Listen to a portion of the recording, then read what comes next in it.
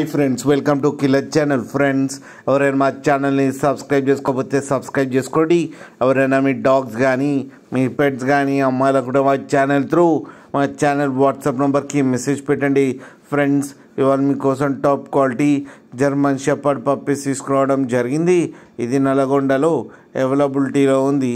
And దీని owner ఏం చెప్పారంటే, వీలైతే ట్రాన్స్పోర్టేషన్ ఫెసిలిటీ అయితే all over Andhra Pradesh and Telangana మొత్తం ప్రొవైడ్ చేస్తామని చెప్పడం జరిగింది.